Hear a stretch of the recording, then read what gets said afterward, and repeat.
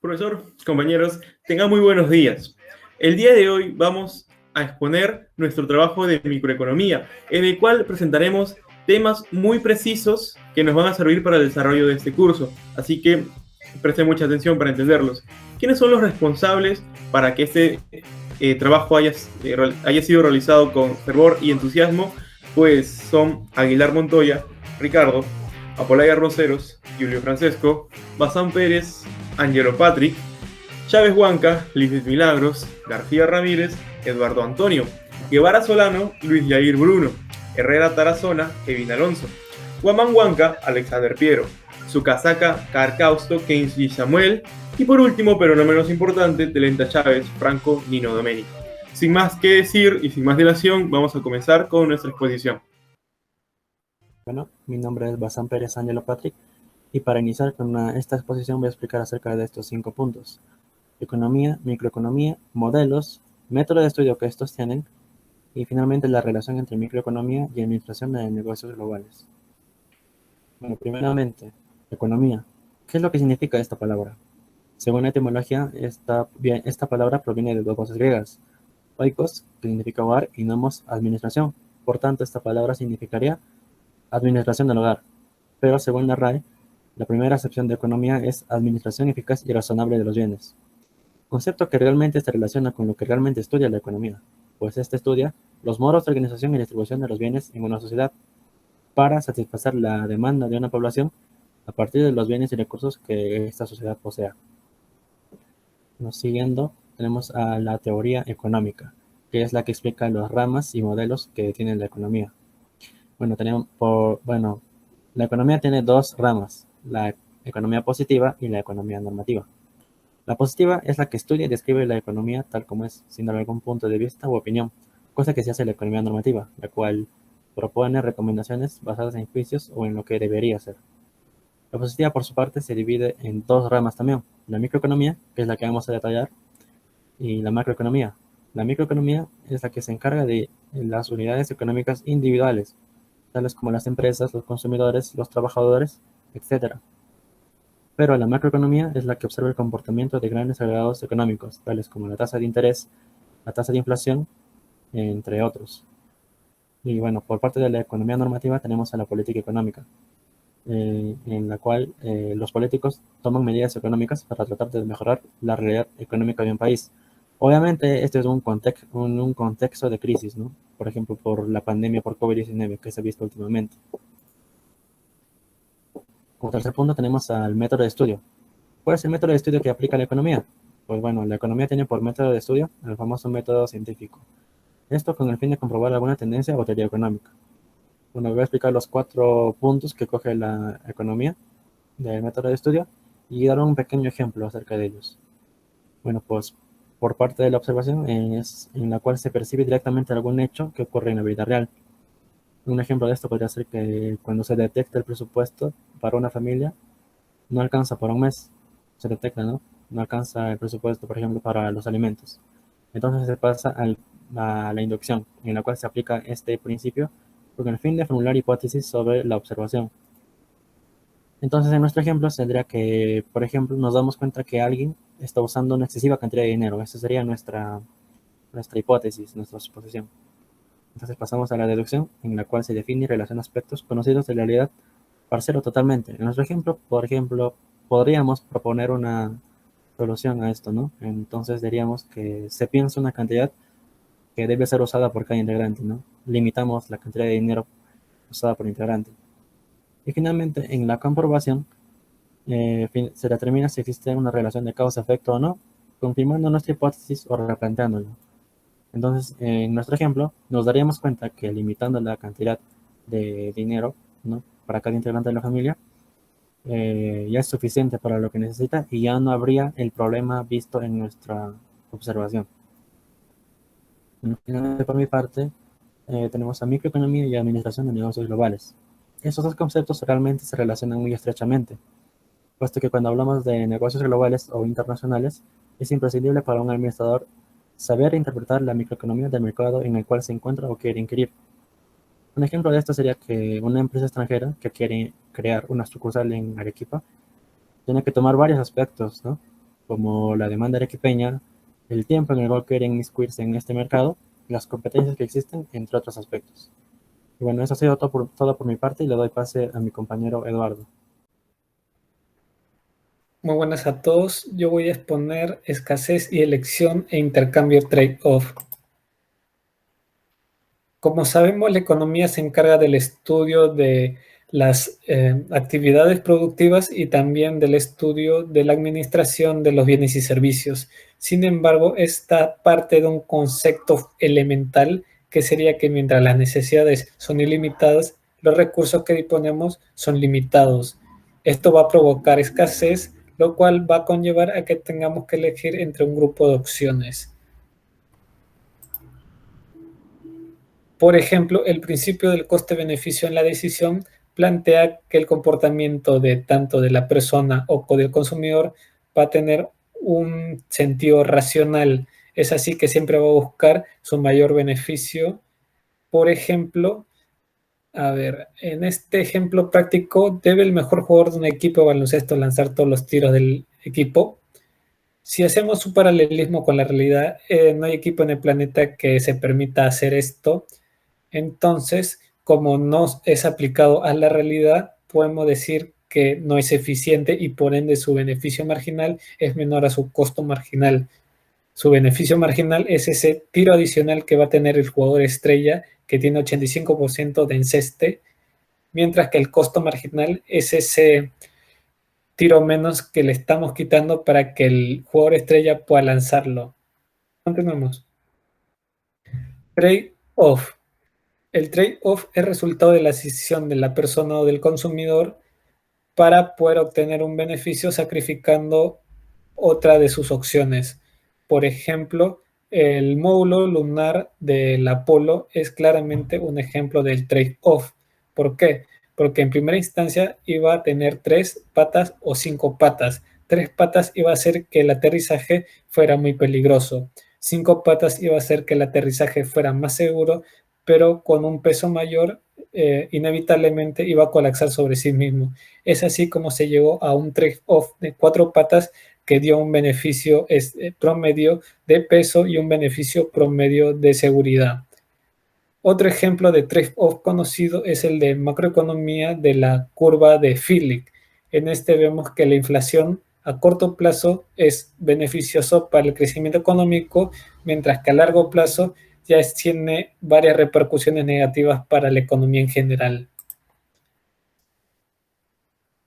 Otro ejemplo podemos verlo en esta gráfica de conjunto factible de calidad ambiental versus costos. Por ejemplo, si una empresa se enfocara todos sus recursos en obtener los mayores costos, obtendría un total de 500.000 millones de euros. Esto, en la realidad, en pleno 2020, es un poco complicado, ya que muchos de los costos que están obteniendo las empresas van a tener que, tanto por impuestos o por obligación, van a tener que enfocárselos en lo que es el plano ambiental. De esta manera, en la realidad, lo que se busca es más o menos un trade-off que vea un poco por lo ambiental promedio y también un poco por las ganancias, más o menos en la ubicación X. Bueno, eso sería todo. Muchas gracias.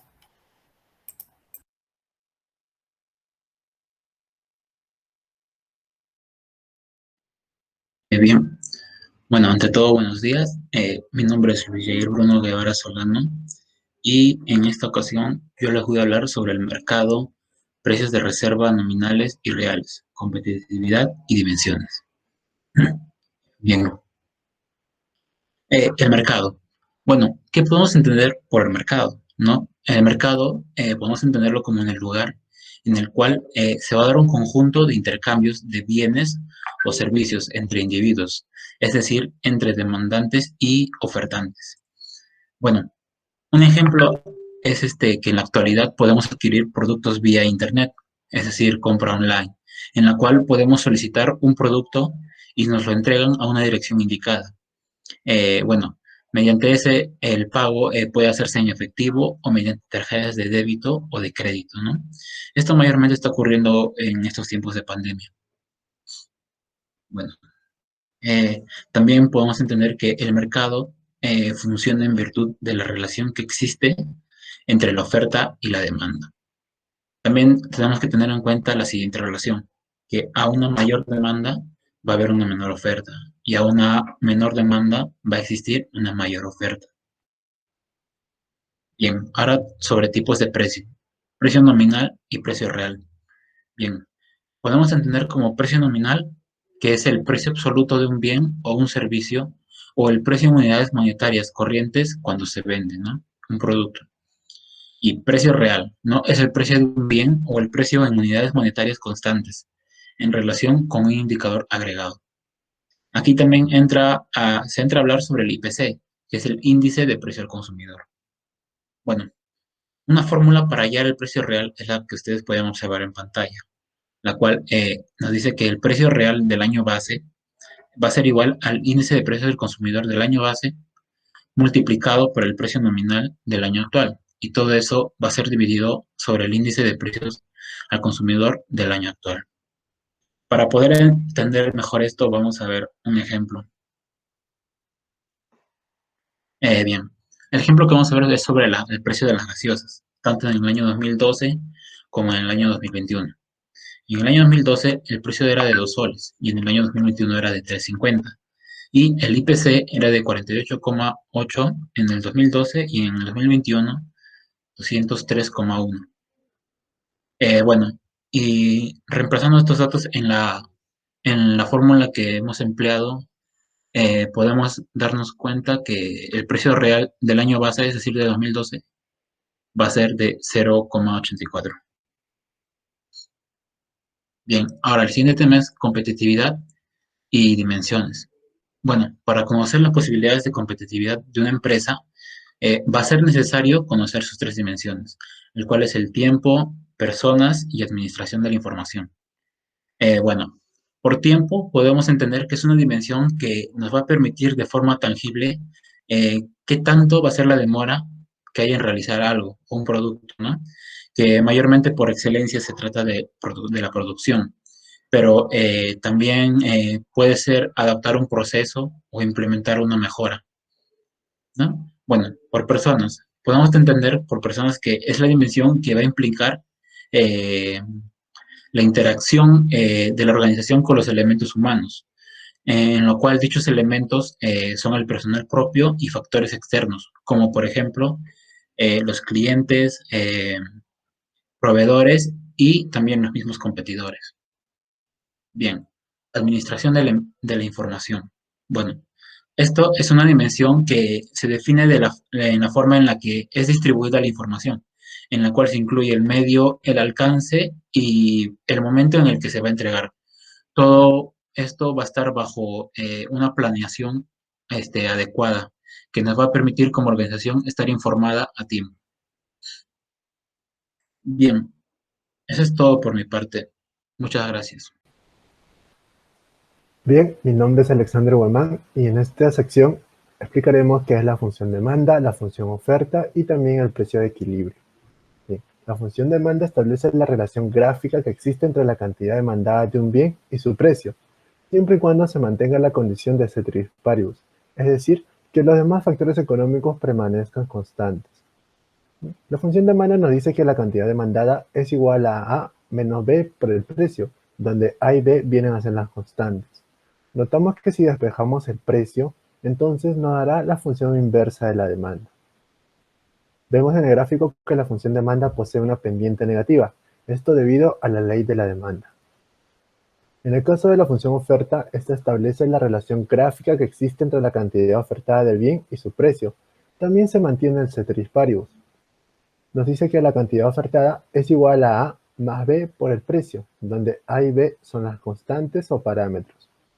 Si despejamos P, al igual que en la función anterior, obtendremos la función inversa de la oferta. Vemos que en este caso la pendiente es positiva, debido a la ley de la oferta. Existe una condición que se llama equilibrio de mercado.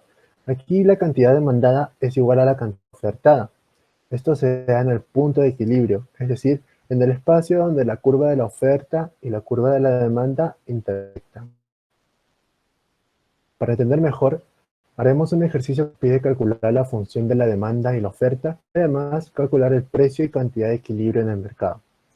Este ejercicio nos dice que en la empresa de comercio electrónico C&C, la cantidad demandada de una tarjeta gráfica es de 40 unidades cuando el precio es de $60, y es de 100 unidades cuando se fija un precio de $40. Colocamos estos datos en el cuadro a la izquierda.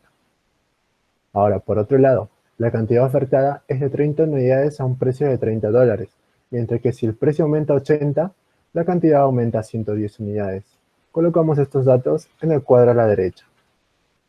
Y bien, hallamos la pendiente de la demanda. Para ello, restamos el precio 2 con el precio 1 y dividimos entre la resta de la cantidad 2 y la cantidad 1. Nos da que la pendiente es menos un tercio. Luego, hallamos la función inversa de la demanda. Para ello, hacemos uso de la ecuación punto pendiente. Precio menos el precio 1 es igual a la pendiente por la cantidad de la demanda menos la cantidad 1. Hacemos las operaciones y nos da que el precio es igual a menos un tercio de la cantidad demandada más 220 tercios. Despejamos la cantidad demandada y nos da que esta es igual a 220 menos 3p. Hacemos las mismas operaciones para la función oferta. Hallamos su pendiente como la resta de los precios entre la resta de las cantidades ofertadas y nos da que es 5 octavos. Ahora reemplazamos esto en la ecuación punto pendiente y nos da que el precio es igual a 5 octavos de la cantidad ofertada más 45 cuartos. Bien, despejamos la cantidad ofertada para hallar la función normal de la oferta y nos da que la cantidad ofertada es igual a 1,6p menos 18. Finalmente, igualamos la cantidad demandada con la cantidad ofertada, de manera que el 220 menos 3p debe ser igual a 1,6p menos 18. Nos da que el precio de equilibrio es de $51,7. Ahora, para hallar la cantidad de equilibrio, reemplazamos este precio en cualquiera de las dos funciones, en este caso, en la función de la demanda. La cantidad va a ser igual a 220 menos 3 por el precio, que es 51,7. Nos da 64,9 o su equivalente a 65 unidades. En este gráfico podemos observar cómo se da la función oferta y la función demanda. Además, hemos señalizado el punto de equilibrio. El compañero continuará con el siguiente tema a presentar. Buenas tardes, mi nombre es Samuel Sukasaka y continuando con la exposición, explicaré los temas de desplazamiento de las funciones de demanda y oferta y variaciones del equilibrio de mercado. Bueno, el desplazamiento de la oferta. Como ya se sabe, el desplazamiento de la oferta puede darse desde su posición inicial hacia la derecha o hacia la izquierda. Como podemos apreciar en la gráfica, un aumento de la oferta denotaría el movimiento de la curva hacia la derecha, desde O0, posición inicial, hasta O1. Caso contrario, en el movimiento de la disminución de la oferta, provocaría un movimiento de la curva hacia la izquierda, desde O0 hasta O2. Entonces, ya teniendo estos datos, podríamos explicar que los factores que determinen un aumento en la oferta también determinarían un desplazamiento de la curva hacia la derecha. Entonces, ¿cuáles son estos factores que provocarían un aumento de la oferta?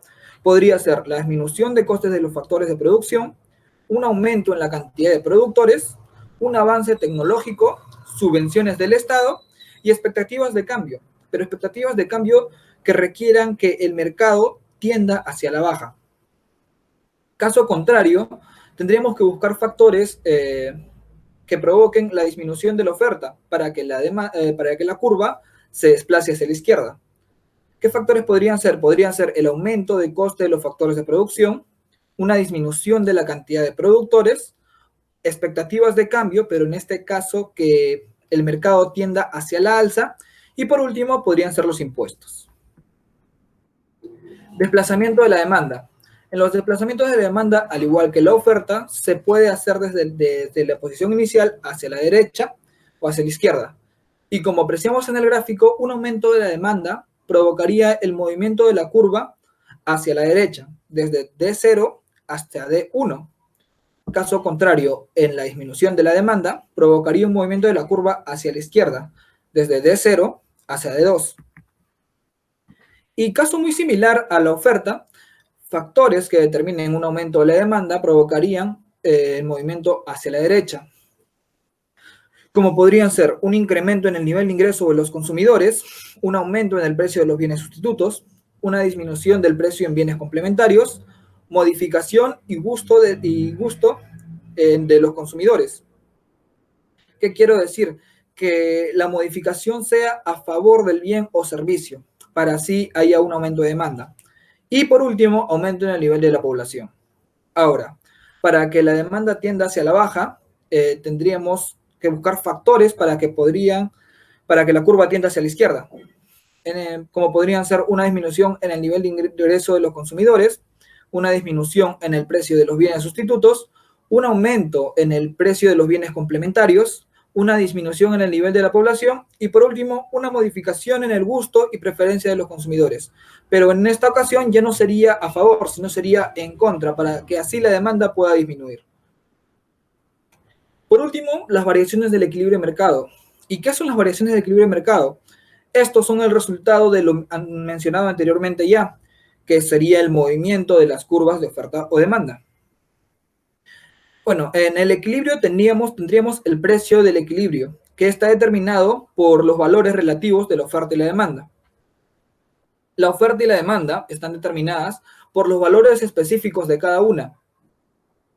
Ahora, para que haya una variación en el equilibrio de mercado, tendría que haber una modificación en los valores de la oferta y la demanda. Entonces, ¿qué significaría? Una variación en estos valores produce un cambio no solo en el equilibrio de mercado, también en el precio del equilibrio y la cantidad de equilibrio. Un pequeño ejemplo de esto podría ser los precios de la materia prima disminuyen. ¿Qué sucede si los precios de la materia prima disminuyen? Esto significaría un aumento de la oferta. Y como ya hemos mencionado anteriormente, un aumento de la oferta provoca que la curva se desplace hacia la derecha. Entonces, S, que representa la función de la curva de la oferta, se desplazaría hacia S', como se puede apreciar en la gráfica. Entonces, si se desplazó la oferta y la demanda se queda ahí, habría un nuevo punto de intersección. Esto significa un nuevo punto de equilibrio, un nuevo precio de equilibrio. Entonces, el precio de equilibrio ya no estaría en P1, sino se desplazaría hacia P3. Y bueno, esto es todo por mi parte. Muchas gracias. Bien, tenemos ahora el siguiente tema, que viene a ser elasticidades de demanda y de oferta. Para comenzar, ¿a qué nos referimos con elasticidad? Bueno, en el campo de la economía viene a ser la medida de sensibilidad de la cantidad demandada u ofertada a uno de sus determinantes. Al lado izquierdo tenemos una clasificación de la elasticidad teniendo en cuenta la demanda y oferta. Respecto a la demanda tenemos tres determinantes que vienen a ser el precio de demanda, el ingreso y los precios de los bienes relacionados, ¿no?, que constituye la elasticidad cruzada. Y por otro lado, en la oferta tenemos simplemente al precio de la oferta. Comencemos con la elasticidad precio-demanda, que viene a ser el grado de sensibilidad de la cantidad demandada de un bien frente al cambio del precio del mismo bien. La fórmula para el cálculo del cociente de elasticidad precio-demanda, que está representada por la letra griega eta con índice P sub x, es el valor del valor absoluto de la variación porcentual de la cantidad demandada entre la variación porcentual del precio. Dependiendo del resultado de este cociente, se va a poder clasificar a la demanda. Se habla de una demanda elástica cuando el cociente es mayor a 1. En este tipo de demanda, la cantidad demandada responde de forma significativa frente a cambios en el precio. Y es lo que ocurre con los productos que presentan muchos sustitutos, ¿no? Por ejemplo, las gaseosas y las golosinas. Ahora, se habla de una demanda inelástica cuando el cociente es menor a 1. Aquí la cantidad demandada no varía mucho frente a cambios en el precio. Es lo que ocurre con los productos que presentan pocos sustitutos, como las medicinas y los combustibles. Ahora, en el caso que el cociente sea igual a la unidad, se hablará de una demanda unitaria. En la vida real no hay ningún producto que cumpla con ello, por lo tanto este tipo de elasticidad es un caso teórico. Luego se habla de una demanda perfectamente inelástica cuando el cociente es igual a 0. Es lo que ocurre, ¿no?, por ejemplo, con los productos sin sustitutos, como son, ¿no?, los clásicos, que es la sal y la insulina, que por más que suba el precio, ¿no?, o baje el precio, se van a consumir de igual manera. Por último, se habla de una demanda perfectamente elástica, que ocurre cuando el cociente es o tiende al infinito, ¿no? Como se puede ver en la gráfica, la cantidad demandada tiende al infinito y manteniendo el mismo precio, ¿no? Otra aplicación de la elasticidad de demanda es la de elasticidad ingreso. también llamada elasticidad de renta, que viene a ser el grado de sensibilidad de la cantidad demandada de un bien frente a una variación en el ingreso de los consumidores. La fórmula para el cálculo de cociente de elasticidad está representado por la letra griega eta con el índice i. Va a ser igual a la variación porcentual de la cantidad demandada entre la variación porcentual del ingreso de los consumidores. Si dicho cociente es menor a 0, se habla de un bien inferior. Si el cociente resulta ser igual a 0, se habla de un bien esencial. Si el cociente se encuentra entre 0 y 1, se habla de un bien normal. Por último, si el cociente es mayor a 1, se habla de un bien superior. Luego tenemos la elasticidad cruzada, que se refiere a la sensibilidad de la cantidad demandada de un bien frente a un cambio de precio de un bien sustituto o complementario. La fórmula para el cálculo del cociente de elasticidad cruzada está dada de la división entre el cambio porcentual en el cambio de la demanda entre el cambio porcentual en el precio de un sustituto complementario. Si dicho cociente es una cantidad positiva, los bienes son sustitutos, ¿no? Como la margarina y la mantequilla. Y si el cociente es negativo, entonces se habla de bienes complementarios, como la tinta y la impresora. Por último, tenemos la relación elasticidad precio-oferta, que se refiere a la sensibilidad de la cantidad ofertada de un bien frente a la variación del precio de ese bien. La fórmula para el cálculo del cociente de elasticidad está representado por la letra griega epsilon, y es el de valor absoluto de la variación porcentual de la cantidad ofertada entre la variación porcentual del precio. Dependiendo del resultado de este cociente, se va a poder clasificar a la oferta. Y la oferta va a ser elástica cuando el cociente es mayor a 1. Aquí la cantidad ofertada responde de forma significativa frente a cambios en el precio. Esto se suele dar cuando los productores tienen una gran capacidad de reacción, de tal forma que podrán aumentar considerablemente la cantidad ofrecida ante un aumento en el precio del bien. Luego se habla de una oferta inelástica cuando el cociente es menor a 1. Aquí la cantidad ofertada no varía mucho frente a cambios en el precio. Este tipo de elasticidad se suele dar cuando los productores tienen poca capacidad de reacción para modificar su producción, de tal forma que aumentarán muy poco la cantidad ofrecida ante un aumento en el precio de ese bien. Luego se habla de una oferta unitaria, ¿no? Cuando el cociente es igual a 1.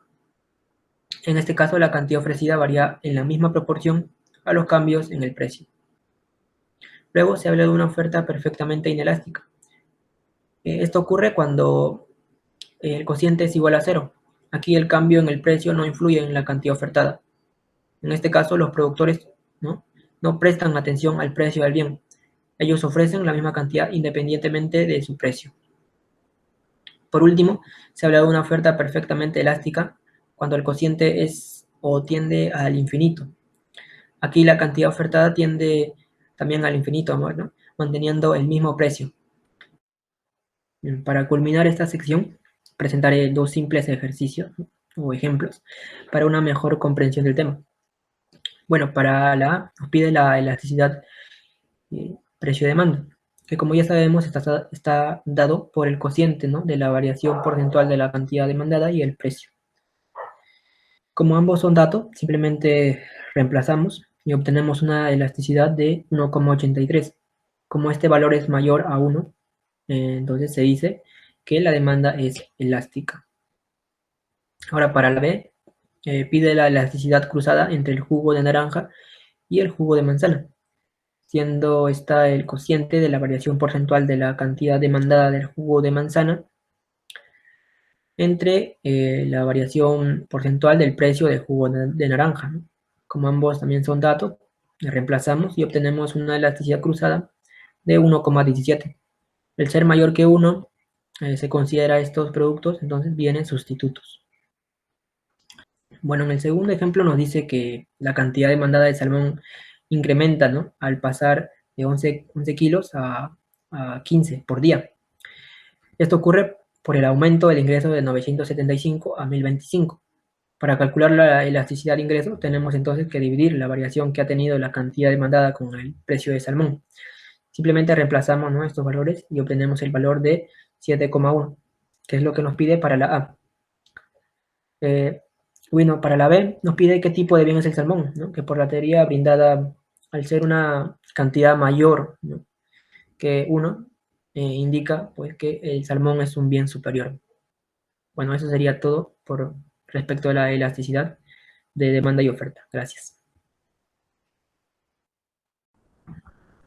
Muy buenos días, profesor y compañeros. Mi nombre es Franco Telenta Chávez y en esta ocasión yo voy a tratar los siguientes puntos. Conducta del consumidor, el valor, la medición del valor, la utilidad, la demanda y las preferencias. Empezaremos por la conducta del consumidor. Esta es definida como el estudio de procesos psicológicos que ocurren en el individuo, el cual tiene el afán de adquirir bienes o servicios. Se toman a veces decisiones racionales o no racionales. De acuerdo a ello, se han clasificado a los consumidores en 3 categorías, según sus necesidades.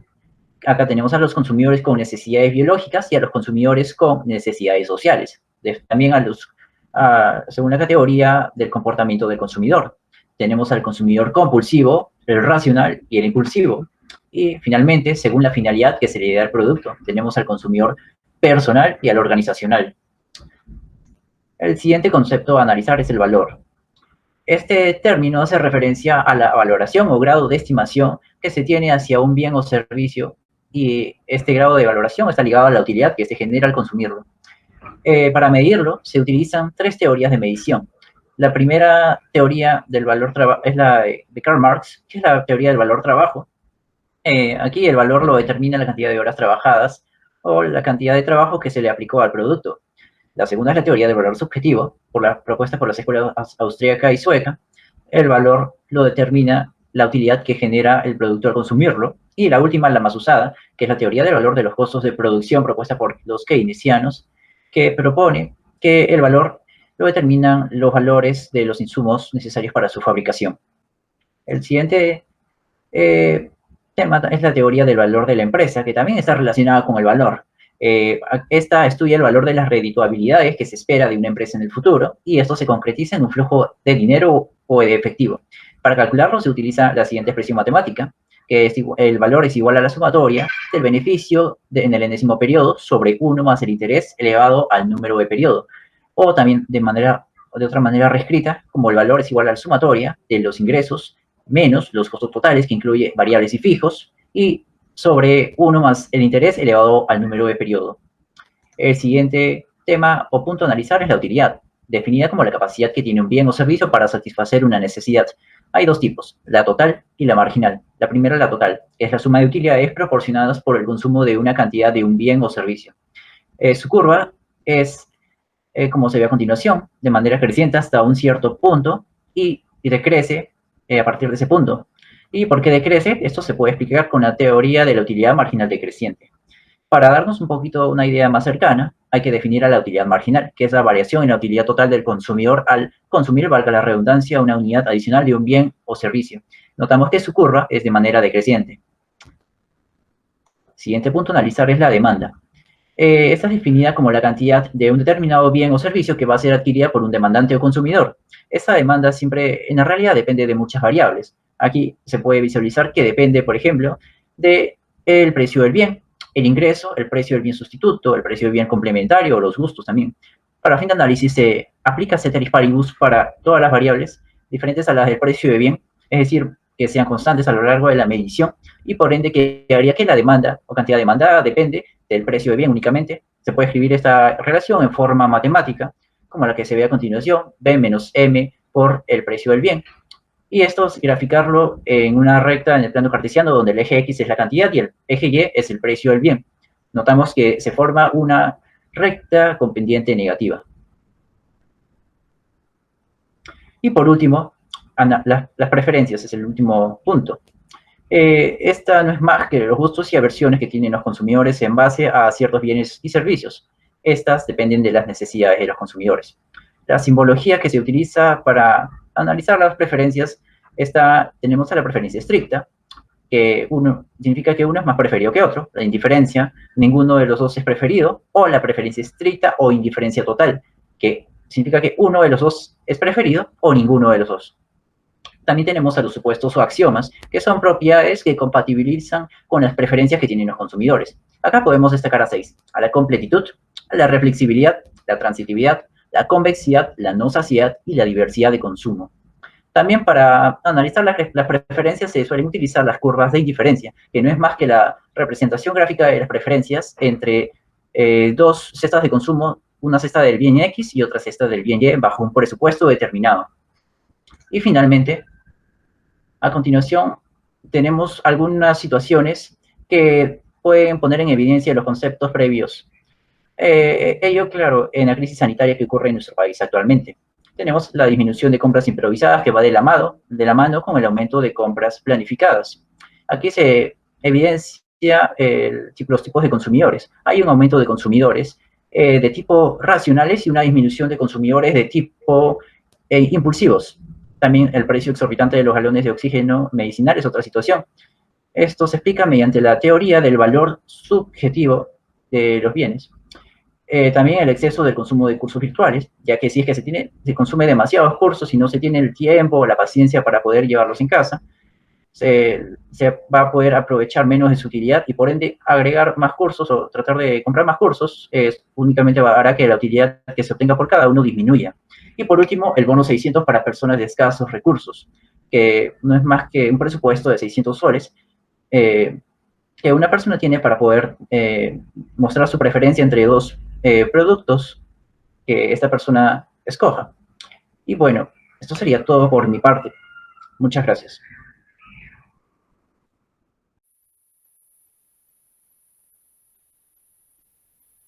Buenos días, profesor y compañeros. Mi nombre es Kevin Herrera y voy a presentar el tema de la restricción presupuestaria y optimización del consumo.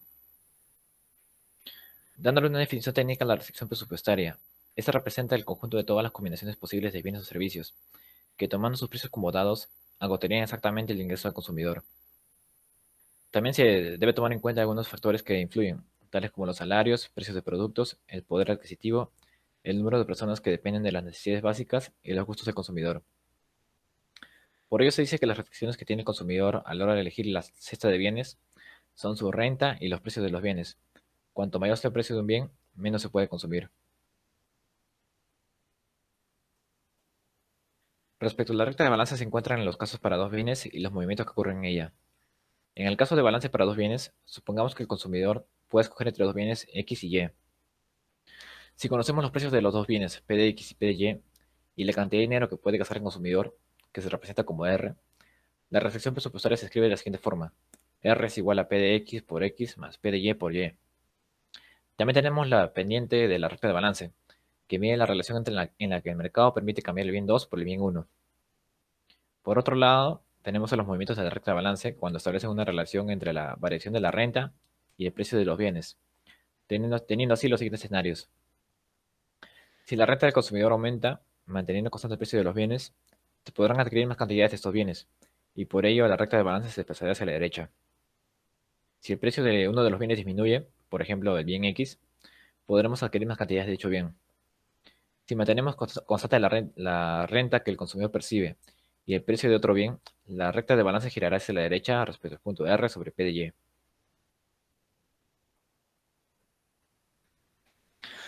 Ahora, para consolidar lo explicado, tenemos un ejercicio que nos dice: suponga que tiene una renta de R es igual a 300, que puede gastar en dos bienes, X y Y, cuyos precios son P de X es igual a 10 y P de Y es igual a 15. Y se nos pide representar gráficamente la restricción presupuestaria y razonar si se podrá comprar 22 unidades del bien X si se compran 6 unidades del bien Y. Para resolver el primer enunciado, dividimos la renta que se nos presenta entre el precio de cada bien.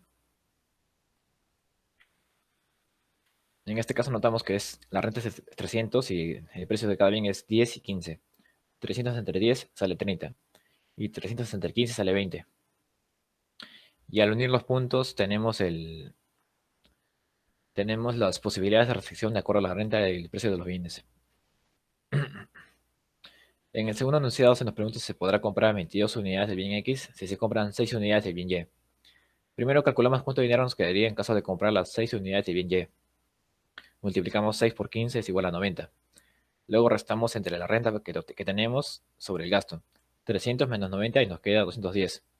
Finalmente dividimos lo que nos queda entre el precio del bien X, que viene a ser 10. 210 entre 10 sale 21. Y notamos que es diferente a lo que se nos pide, ya que supuestamente debería ser 22. Por lo tanto, no cumple la pregunta.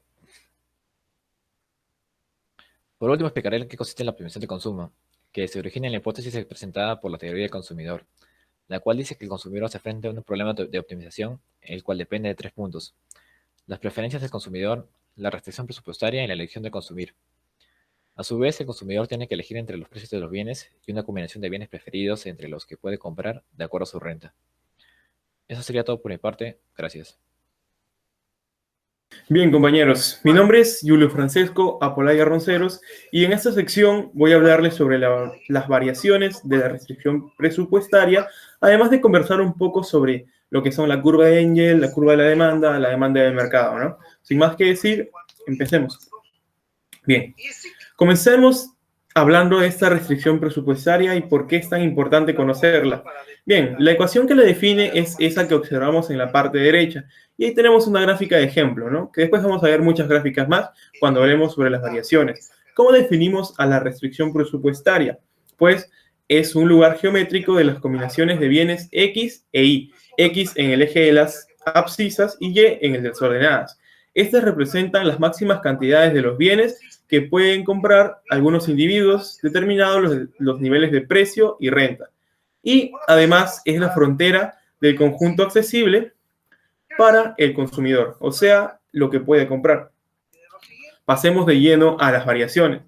Hablemos de cuando esta varía en el aumento de la renta, en primera instancia. ¿Qué pasa cuando aumenta la renta, cuando se obtienen más ingresos? Pues la restricción presupuestaria va a variar y se va a mover hacia la derecha, ya que se va a poder comprar mayor cantidad de ambos bienes, en ambos líneas de ejes de la recta. ¿Y qué pasa cuando aumenta un precio?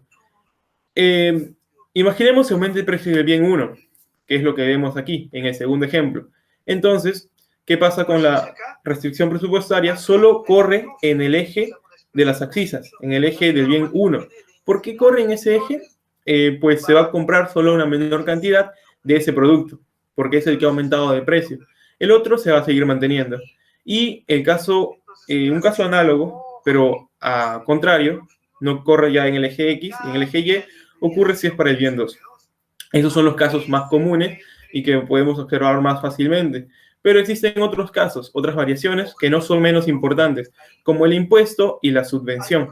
¿Qué pasa cuando existe, imaginemos, un impuesto en la cantidad del bien 1? Solo vamos a hablar del bien 1, ya que sabemos que para el bien 2 simplemente cambian los ejes, ¿no? Ya no trabajaríamos con el eje X, sino con el Y solamente.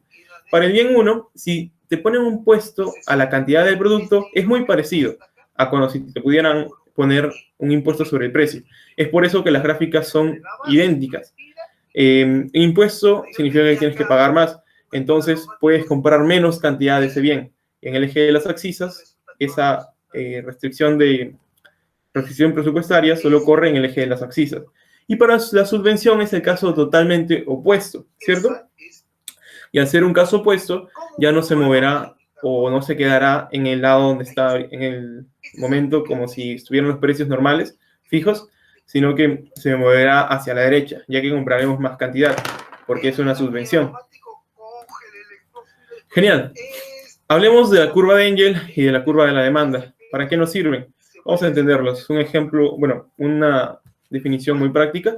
La curva de Engel nos muestra cómo varía la demanda de un bien ante un cambio en el ingreso, considerando que los precios de los bienes se mantienen constantes. Y observamos una gráfica sobre la curva de Engel. Vamos con la curva de la demanda, que la curva de Engel es que nos muestra cómo varía ella, la curva de la demanda. Genial. Aquí tenemos algunos otros conceptos, ejemplos aplicativos, pero eso sería toda mi participación hasta ahora. Le doy pase a mi siguiente compañera para que continúe. Muchas gracias. Buenas tardes, profesor. Buenas tardes, compañeros. Me presento. Mi nombre es Lisbeth Milagros Chávez Huanca y en esta oportunidad voy a estar explicándoles 4 temas. Comencemos por el primero, que sería tecnologías de producción. Estas van a describir cómo los inputs se convierten en outputs. Por inputs nos referimos a factores de producción. Factores como el factor tierra, trabajo, capital y materia prima, donde la combinación de estas o de algunas de estas nos dan como resultado unidades de producto. Estas pueden ser automóviles, electrodomésticos, muebles, entre otros. Además, las tecnologías de producción son representadas por una función de producción que se va a encargar de modelizar el funcionamiento de nuestra empresa. También va a describir lo máximo que una empresa puede producir por cada combinación de factores. Y va a mostrar las unidades de producción posibles si la empresa opera eficientemente. Es decir, que si trabaja con cada uno de los factores que tiene a disposición de una manera provechosa. En la siguiente diapositiva tenemos dos ejemplos muy sencillos. Tenemos acá el primer ejemplo donde nos dice una función de producción está representada por un Q, donde la función va a depender pues, de los factores capital, trabajo y materia prima. Nos dan que si el factor trabajo es igual a 3 unidades, el factor capital a 5 y el factor de materia prima a 4. ¿Cuántas unidades de producto es posible realizar? Reemplazamos estos datos en nuestra función y nos va a dar un resultado de 770 unidades de producto. Para el ejemplo 2 es un poco diferente. Nos dice una función de producción está representada por un Q donde esta función va a depender del factor trabajo, que es igual a 10 veces el factor trabajo. Si se produce 300 unidades de producto, ¿cuántas unidades de factor trabajo se necesitan? Despejamos en este caso el factor trabajo, que viene a ser nuestra incógnita. Sería Q sobre 10, 300 sobre 10, y eso es igual a 30 unidades de factor trabajo. Este L de Q va a representar a una función de requerimientos del factor. Como en este caso estamos trabajando con el factor trabajo, entonces representa a una función de requerimientos del factor trabajo, donde nos va a permitir hallar cuántas unidades de cierto factor necesitamos para una cierta cantidad de unidades de producto. Ya, ahora pasamos a la siguiente diapositiva. Para este tema es la producción en el corto plazo. El corto plazo se refiere al periodo de tiempo en el que no es posible alterar uno o dos o más factores de producción. Usualmente el factor capital es el factor fijo y el factor trabajo es uno variable, ¿no? Esto quiere decir que la producción solamente va a depender pues, del factor variable, que en este caso sería el factor trabajo. Para analizar las siguientes gráficas que tendremos en la siguiente diapositiva, será necesario conocer primero dos conceptos. Primero, la productividad marginal, que hace referencia a la producción adicional obtenida cuando se incrementa un factor en una unidad. Matemáticamente está dada por la variación de la producción sobre la variación del trabajo. Y también tenemos al producto medio o productividad media, donde hace referencia al nivel de producción por unidad de trabajo y mide la productividad de la plantilla de la empresa, es decir, en términos de cuánto cada trabajador puede producir. De manera matemática está dada por la producción sobre el factor trabajo. Ahora en la siguiente diapositiva observamos dos gráficas. A ver. Okay. Primero tenemos a la primera gráfica. Se puede observar que la producción aumenta con cada unidad adicional al trabajo solo hasta el punto A, porque luego llega hasta este punto en que las unidades adicionales comienzan a ofrecer cada vez menos a cambio. Es decir que a partir del punto A, si se agrega una unidad adicional del factor trabajo, la producción ya no va a aumentar, sino todo lo contrario, va a descender. Esto hace referencia a la ley de los rendimientos marginales decrecientes. Para la siguiente gráfica tenemos dos curvas, la curva de color celeste que representa a la productividad marginal y la curva de color verde que representa a la productividad media, ¿no? En la fase 1 se puede observar que la productividad media y marginal están de forma decreciente, y en la fase 2 se puede observar que ambas se encuentran de manera decreciente, y en la fase 3 también siguen con esta misma tendencia decreciente, con la diferencia de que la productividad marginal es negativa, mientras que la productividad media es positiva, porque ya que esta se encuentra en el primer cuadrante. Ahora, a partir de estas gráficas se pueden sacar algunas conclusiones. Por ejemplo, en el punto B se puede observar que en la intersección de ambas, tanto de la productividad media como de la productividad marginal, se puede observar que la productividad media alcanza su punto máximo. En diferencia del punto A y A', en el punto A se puede observar que la producción total es máxima cuando la productividad marginal es igual a 0, ¿no? Continuamos con la siguiente diapositiva.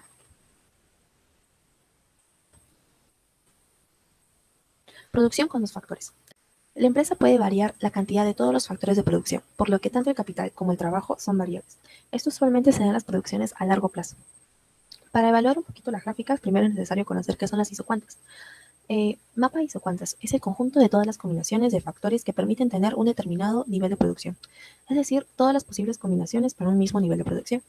Vemos la gráfica y observamos la isocuanta número 1, que es aquella de color marroncito, que nos dice que 3 unidades del factor capital y 1 unidad del factor trabajo nos va a dar, pues, como resultado 55 unidades de producto. Pero a su vez, también 1 unidad del factor capital y 3 unidades del factor trabajo nos da también de la misma manera 55 unidades de producto. En la siguiente diapositiva tenemos la relación marginal de sustitución técnica, también como el RMST, que es la cantidad en la que podemos reducir el uso de un factor cuando utilizamos una unidad más de otro, de modo que mantenemos el mismo nivel de cantidad producida. Por ejemplo, si aumentamos el factor trabajo para reemplazar el factor capital, como se puede observar en la gráfica, pues obviamente se va a necesitar menos del factor capital para mantener el mismo nivel de cantidades producidas, y también se observa que la isocuanta se va a hacer cada vez más plana. Okay. Los rendimientos de escala. Explica cómo se comporta la producción en respuesta a una variación proporcional y simultánea de los factores productivos. Es decir, que si se duplica la utilización de los factores productivos, obviamente la producción también va a aumentar. Pero en cuanto, pues se pueden dar 3 situaciones: los rendimientos crecientes de escala, los rendimientos constantes de escala y los rendimientos decrecientes de escala. En cuanto a la primera situación, nos dice que la producción total aumenta más que proporcionalmente. Vemos el siguiente gráfico donde nos dice que por 2 unidades de factor capital más 5 unidades de factor trabajo es posible obtener 10 unidades de producto. Ahora, si duplicamos estos factores, ya no serían 2, ahora serían 4 unidades de factor capital y 10 unidades de factor trabajo. Bueno, se puede observar que incluso puede llegar a 40 unidades del factor 40 unidades de producto, ¿no? Y las isocuantas se van acercando incluso más. En cuanto a los rendimientos constantes de escala, la producción aumenta proporcionalmente. Si vemos en la gráfica, serían otra vez 2 unidades del factor capital y 5 unidades del factor trabajo. Nos dan como resultado 10 unidades de producto.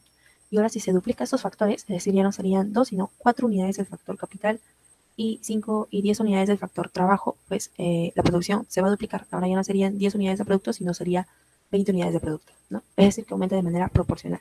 Y se observa también que las isocuantas tienen la misma distancia, ¿no? Ahora, en cuanto a los rendimientos decrecientes de escala, la producción aumenta menos que proporcionalmente.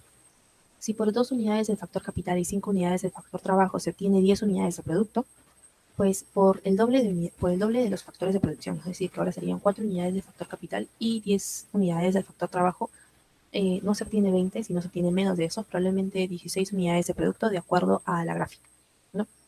Incluso se puede observar que las isocuantas se alejan. Esto ha sido todo por la exposición de grupo 1 y 2. A continuación se va a presentar las referencias bibliográficas que se han utilizado. Muchas gracias por su atención.